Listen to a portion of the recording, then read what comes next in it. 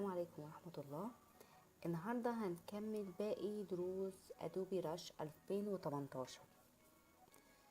درسنا النهاردة عن الترانسيشن، بس قبل ما ندخل فيه هنشرح مهام شريط اللي فوق. فايل الملف بسيط جدا، يدوب open close share edit. فيها امرين مهمين جدا: undo علشان ترجع خطوة للورا،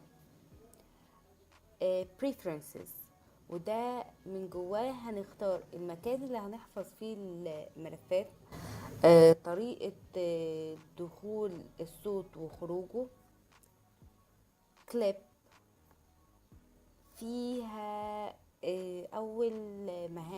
اول امر هيكون select وهو اضافة مسافات للمقاطع، دبليكيت تكرار المقطع اكتر من مرة،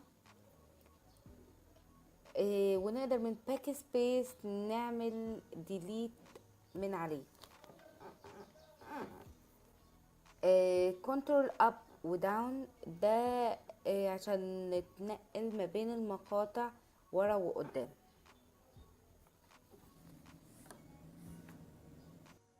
sequences من اهم الاوامر الموجودة قدامنا، فيها add وده اهم امر عندنا، نقدر نضيف الكتابة ومقاطع الصوت ومقاطع الفيديو والصور من orientation ده شكل الشاشة وطريقة عرضها. باقي الاوامر اللي قدامنا مش مهمة قوي. ندخل بعد كده على view، فيها الامر المهم قوي maximize علشان بس تكبير الشاشة لرؤية اوضح.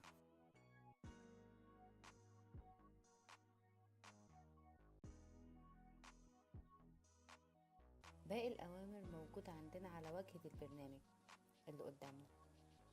دلوقتي هندخل على الترانسيشن، وده بيعمل اضافة مؤثرات بين المقاطع زي كده بالظبط.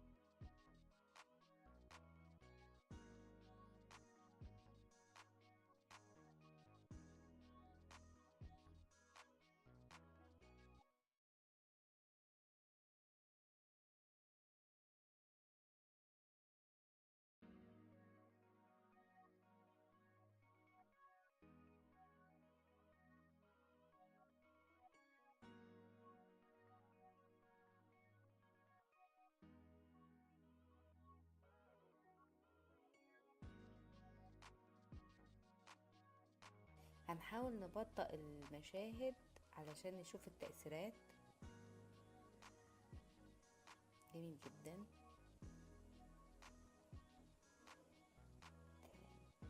حلو قوي. دلوقتي احنا وصلنا لنهاية الفيديو. ادعموا القناة وياريت تعملوا لنا لايك وشير وسبسكرايب. شكرا، ومعاكم في حلقة جديدة.